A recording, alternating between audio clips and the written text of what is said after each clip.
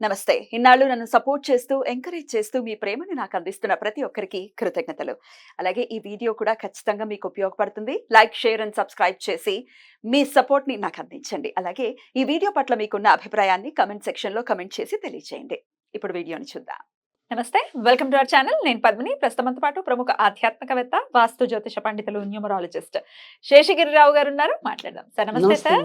Sir June 1వ తారీఖు నుంచి పంచగ్రహ కూటమి అనేది జరుగుతోంది. 5, 6 తారీఖుల్లో షష్టగ్రహ కూటమి కూడా జరగబోతోంది. అయితే షష్టగ్రహం అని ఎవరు చెప్పేటటువంటి అంటే టచ్ అయినటువంటి పరిస్థితి ఉంది. ఎందుకంటే అటు యురానస్‌ని పెద్దగా కన్సిడర్ చేయనటువంటి పరిస్థితి ఉంటుంది ఇండియన్ ఆస్ట్రాలజర్స్ చాలా మంది కూడా. అయితే మరి యురానస్‌ని మీరు కన్సిడర్ చేస్తారా? అసలు ఈ పంచగ్రహం అనుకోవచ్చు, లేకపోతే షష్టగ్రహం అనుకోవచ్చు. ఈ గ్రహ కూటమి వల్ల ద్వాదశ రాశుల వాళ్ళకి ఏదైనా ఫలితం ఉంటుందా? ఒకసారి గ్రహ సంచారం గురించి ఒకసారి చెప్పుకుని దాని తర్వాత ద్వాదశ రాశి ఫలితాలు కూడా చెప్పుకుందాం. తప్పకుండా.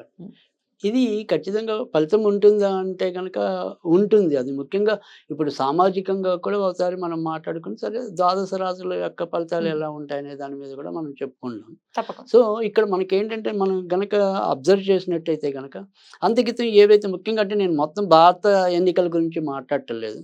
సో, మన వరకు మనకి తెలుగు రాష్ట్రాలు ముఖ్యం కాబట్టి ఈ తెలుగు రాష్ట్రాల మీదే ఎక్కువ అందరికీ కూడా ఆసక్తి ఎక్కువ ఉంటుంది కాబట్టి సో దాన్ని బట్టి చూసినప్పుడు ఇక్కడ ఈ గ్రహస్థితి ఏదైతే ఉంటుందో అక్కడ అంతకితం జరిగినది ఏంటంటే మనకి ఏప్రిల్ 13 అనేది అక్కడ కూడా సంఖ్యాశాస్త్రం ప్రకారం 4 వచ్చింది.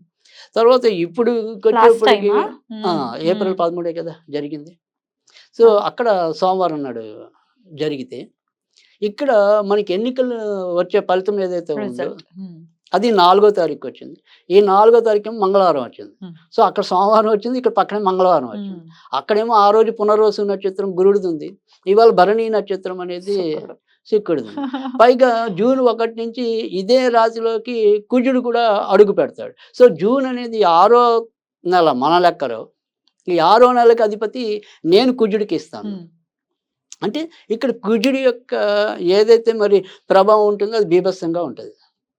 సో ఇక్కడ కనుక మనకి ఎన్నికలు జరిగిన టైం కన్నా కూడా రిజల్ట్స్ వచ్చే టైం అనేది కొద్దిగా సంక్లిష్టత అనేది ఎక్కువ ఉంటుంది. ఒకటి మరి జూన్ 1వ తారీఖుని కుజుడు మేష రాశిలో అంటే తన యొక్క స్వయం రాశిలోకి వస్తాడు. సో దాని తర్వాత రెండోది వచ్చేప్పటికి భరణి నక్షత్రం అనేది అది దగ్ధ నక్షత్రం అంటాం. అంటే సాధారణంగా వచ్చేప్పటికి ఏంటంటే భరణి నక్షత్రంలో మీకు ఏవి కూడా పెద్ద ముహూర్తాలు ఉండవు, శుభకార్యాలు పెద్దగా చేయరు, ఉండవు. జనరల్‌గా మామూలు ఏదైనా అన్నప్రాసన అది కూడా ఉండవు జనరల్‌గా. అన్నీ నార్మల్ ముహూర్త ఏదైనా ఉంటాయి తప్ప అసలు భరణిలో ఎవరు కూడా సాధ్యమైనంత వరకు ముహూర్తాలు ఏం పెట్టం. ఎందుకంటే అది దగ్ధ నక్షత్రం అంటాం దాన్ని. పైగా భరణి నక్షత్రానికి అధిపతి మరి యముడు కదా! యముడు. సో అందుకని భరణిలో మీకు అందుకే మాలయ పక్షుల్లో భరణిది చాలా ఇంపార్టెంట్ ఉంటుంది అది. సో అందుకని అది భరణి నక్షత్రం రావటం అనేది. తర్వాత రెండోది వచ్చేప్పటికి మంగళవారం మరీ ఆయన శక్తి ఇంకా పెరగడం. సో మంగళవారం వస్తుంది. కనుక ఇక్కడ ఏంటంటే నేను చెప్పేది ఏంటంటే సాధ్యమైనంత వరకు సమాజంలో ఏదైతే ఇవాళ మనం అందరం కూడా ఈ బెట్టింగ్లు అనుకోండి, జోదాలు అనుకోండి, ఇలాంటి వాటన్నిటికీ కూడా మనం కొంత ఏమంటాం ఆకర్షితులు అవుతున్నాం. తద్వారా కూడా మనం ఇబ్బంది పడుతున్నాం. ఇక్కడ ఖచ్చితంగా మీకు అన్ఎక్స్‌పెక్టెడ్ రిజల్ట్స్ అనేది 4వ తారీఖు చాలా ఎక్కువ ఉంటాయి, వస్తాయి. అందరం ఒకటి అనుకుంటే ఏదో జరుగుతుంది. సో అది మనకి అంతక్రితం వరల్డ్ కప్‌లో జరిగినట్టుగా అంతదాకా బ్రహ్మాండంగా వచ్చి చివరిలో ఏదో చేశారు అన్నట్టుగా ఇక్కడ ఎలక్షన్స్ కూడా అలాగే అయింది last time Telangana elections. Telangana కూడా మరి అలాగే చాలా మంది మరి ఇబ్బంది పడ్డారు. ఇప్పుడు కూడా అందుకని సాధ్యమైనంత వరకు కూడా నేను అందరికీ చెప్పే సూచన ఏంటంటే సాధ్యమైనంత వరకు బెట్టింగ్ల జోలికి వెళ్ళకండి. సో అది నా హృదయపూర్వక వినమ్రం ఇస్తున్న సూచన. ఎందుకంటే ఇది గ్యారంటీగా ఈయన ఇన్ని ఓట్లతో గెలుస్తాడు అనుకున్నది అసలు పూర్తిగా ఇబ్బంది పడవచ్చు. ఎవరైతే ఏమాత్రం ఓపు లేదో వాడు ఉన్నట్టుండి హీరో అయిపోవచ్చు. సో అలాంటి అన్ఎక్స్‌పెక్టెడ్ రిజల్ట్స్ అనేది ఒకటి ఉన్నది. తర్వాత రెండోది ఏంటంటే ఈ రిజల్ట్స్ ఏవైనా కూడా సాధ్యమైనంత వరకు కూడా అందరూ కూడా దాన్ని స్పోర్టివ్‌గా తీసుకోమని నేను చెప్తాను. ఎందుకంటే ఇక్కడ స్పోర్టివ్‌గా ఎందుకు తీసుకోమంటున్నానంటే ఖచ్చితంగా అప్పుడు ఎన్నికలైన దానికన్నా అంటే సజావుగా అయ్యాయి ఎక్కువ శాతం. మరీ ఎక్కువ ఇబ్బందులు పడలా. కానీ ఇక్కడ మటుకు ఖచ్చితంగా కొంత ఉద్వేగపూరితమైన రిజల్ట్స్ వచ్చిన రోజు అలాంటి సన్నివేశాలు ఉంటాయి. అలాగే లేదు అంటే ఇందాక మనం చెప్పుకున్నట్టు ఏంటంటే ఈ భావోద్వేగానికి లోనై ఏదైనా సరే ఆకస్మికంగా అనారోగ్యం బారిన పడవచ్చు. ఇట్లాంటివి ఉంటాయి. అది ఇప్పుడు గుండె జబ్బులు అనుకోండి, రక్తపోటు అధికంగా ఉండటం అనుకోండి. సో ఇలాంటివి మరి ఒక్కోసారి అవి మనకి మృత్యుకి హేతు అవుతాయి కదా. డెఫినెట్లీ. సో అందుకని ఎవరైనా కొద్దిగా సంయమనంగానే ఉండమంటున్నాను. దాని ముందున మీరు కొద్దిగా టేక్ ఇట్ ఈజీ అనుకోండి. రైట్. సో గెలుపు ఓటములు దైవాధీనాలు సర్వసాధారణం కూడా. అనుకోవటమే. సో అందుకని ఎవరి మీద విపరీతమైన ఆశ పెట్టుకోవచ్చు, నిరాశ పెట్టుకోవచ్చు. జరిగేది ఎలాగో జరుగుతుంది. సో ఎవడున్నా మనది ఆదుకునేవాడు అయితే తక్కువే. అవును. సో అది అది తర్వాత ఎలాగో అర్థమవుతుంది. Right. సో ప్రతి ఒక్కరి మీద మనం ఒక నమ్మకం పెట్టుకుని ఓటేయటం అనేది ఉంటుంది. వీడు మనకి ఇలా చేస్తారు, వాళ్ళు అలా చేస్తారని. సో కానీ అవి ఎప్పుడు కూడా ముఖ్యంగా మధ్యతరగతి వాళ్ళ మీద అయితే కూడా ఎవరు మేలు చేసేది కూడా చాలా తక్కువ ఉంటుంది. Right. Right. సో దేశ కాలమాన పరిస్థితి ఇలా ఉంటుంది. ఈ Right. గ్రహ కూటమి కూడా అది ఇదే చతుర్థ గ్రహ కూటమి. అందుకని నేను చెప్పి ఇక్కడ ఈ చతుర్థ గ్రహ కూటమి కూడా మనకి ఏమవుతుంది, ఇప్పుడు ఏదైతే ఇది ఉంటుందో సాధారణంగా ఇక్కడ ఇది వృషభంలోనే ఇంచుమించుగా మనకి సూర్యోదయం అనేది ఉంటుంది. అప్పుడు మేషంలోనే సూర్యోదయం ఉంది. ఇప్పుడు వృషభంలో అంటే ఇప్పుడు అప్పుడు గురుడు ఆధిపత్యం వేస్తే ఇప్పుడు శుక్రుడు ఆధిపత్యం. అంటే మొత్తానికైతే ఇప్పుడు రాక్షస గురువు ఆధిపత్యం కూడా ఎక్కువ. సో అందుకని రాక్షసులు బలవంతులు అవుతారు. ఓకే. సో ఇట్లా ఉంటుంది పరిస్థితులు.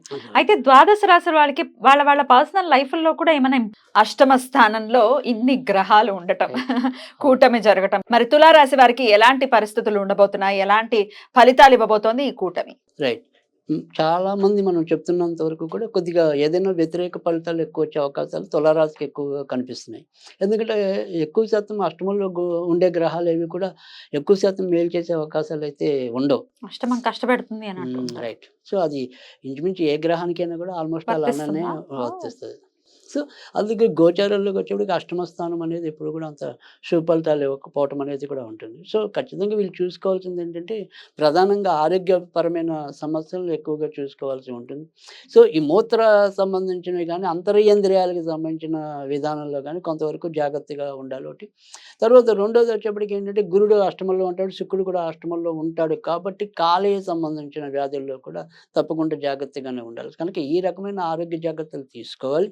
ఇంకా వృత్తి ఉద్యోగాల్లో ఏంటంటే సాధ్యమైనంత వరకు కూడా ఏమంటాం తొందరపాటుకు లోన్ అవ్వకుండా, సరే పైబాస్ తిట్టినా ఓ నిమిషం మౌనంగానే ఉండి వచ్చేయటమే మంచిది తప్ప వాదాలు వేసుకోవటం వల్ల ఉపయోగం ఉండదు. సో ఆ రకంగా తొందరపాటు అనేది కొంతవరకు తగ్గించుకోవాలి. సో మేలు జరగటం ఏదైనా ఉంటే కనుక సప్తమంలో కుజుడు వల్ల కొంతవరకు మేలు జరగడానికి, షష్టమంలో ఉండే రాహు వల్ల కూడా కొంతవరకు మేలు జరగడానికి అయితే అవకాశాలు ఉన్నాయి. కనుక ఏదైనప్పటికీ కూడా అంటే ఉద్యోగంలోకి వచ్చే ఏదైనా సరే కొంత ప్రాబ్లం ఏదైనా ఉంటే అది చివరి నిమిషంలో అయినా సరే అది దాని నుంచి బయటికి రావటం అనేది ఉంటుంది. సరే అన్ఎక్స్పెక్టెడ్గా ఒకసారి ఉద్యోగం తీసేశారు అనుకుందాం వీళ్ళని. ఆ ఉద్యోగం తీసేసినప్పటికీ కూడా ఖచ్చితంగా ఆ గ్రేస్ పీరియడ్‌లో మళ్ళీ వీళ్ళు ఉద్యోగవంతులే అవుతారు తప్ప భయపడాల్సిన అవసరం లేదు. ఉద్యోగానికి వచ్చిన ఇబ్బందులు ఏం లేవు. రైట్. జాగ్రత్తగా ఉండాలి. రైట్. కనుక Behavior లో. బాగా ప్రధానంగా జాగ్రత్త ఏంటంటే ఆరోగ్యపరంగా జాగ్రత్త తీసుకోవాలి. తర్వాత ఎవరైతే అప్పులు ఇవ్వడం అనేది పెట్టుకుంటారో ఫైనాన్స్ రంగం, ఈ ఫైనాన్స్ విషయాలు అన్నీ కూడా ఈ నెలలో కొంతవరకు వాయిదాలు వేయటం అనేది చాలా అవసరం. అదొకటి జాగ్రత్త పడితే కనుక మిగతాదంతా కూడా బాగానే ఉంటుంది.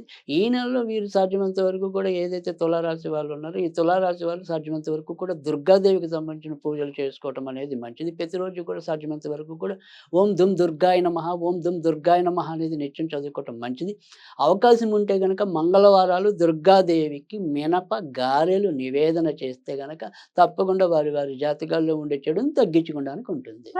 ఇండికేషన్ ఇది ఉంది కాబట్టి, నెగటివ్ ఇండికేషన్స్ ఉన్నాయి కాబట్టి జాగ్రత్త అవసరం కాబట్టి మాత్రమే ఈ ప్రొడక్షన్ ని అందించడం జరిగింది. సో దీన్ని దృష్టిలో పెట్టుకుని ఈ మాసం అంతా కూడా చాలా కేర్ఫుల్ గా డీల్ చేయాలి తులారాశి వాళ్ళు అని మనవి చేస్తూ ఇక నెక్స్ట్ ఎపిసోడ్ లో వృశ్చిక రాశి గురించి మాట్లాడుకుందాం. నమస్కారం అండి.